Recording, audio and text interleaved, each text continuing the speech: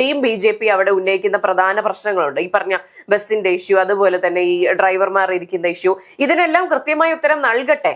ഇപ്പോൾ മുൻപുണ്ടായിരുന്ന ആര്യ രാജേന്ദ്രൻ നയിച്ച ടീം അതിനുള്ള ഉത്തരം നൽകിയാൽ തീരാവുന്ന പ്രശ്നമേ ഉള്ളൂ. പക്ഷെ അവർക്ക് ഉത്തരം നൽകാൻ കഴിയില്ലെങ്കിൽ അത് അവരുടെ പരാജയം തന്നെ. അതിനപ്പുറം BJP ഈ ഒരു പരാജയത്തെക്കാൾ ഉപരി BJPക്ക് അത് വലിയൊരു ഇമേജ് സൃഷ്ടിക്കുന്നുണ്ട് എന്നുള്ളതാണ്. കാരണം ആര്യ രാജേന്ദ്രൻ ഉണ്ടായ സമയത്ത് ജോലി പോയ യദുവിനെ പിന്നീട് മേയറുടെ ഡ്രൈവർ ആക്കുമെന്നുള്ള വാർത്തകളൊക്കെ പുറത്തു വരുമ്പോൾ, അത് ഒഫീഷ്യലി സ്ഥിരീകരിച്ചിട്ടില്ലെങ്കിൽ പോലും അങ്ങനെയുള്ള വാർത്തകൾ പുറത്തു വരുമ്പോൾ, അങ്ങനെ ഇനി ഒരു സാഹചര്യം ഉണ്ടായാൽ അത് VV രാജേഷിനും BJPക്കും ഉണ്ടാക്കാൻ പോകുന്ന ഒരു ഇമ്പാക്ട് അല്ലെങ്കിൽ അവരുടെ ആ ഒരു ഇമേജ് ജനങ്ങൾക്കിടയിൽ വളരെ വലുതായിരിക്കും എന്നുള്ളതാണ്.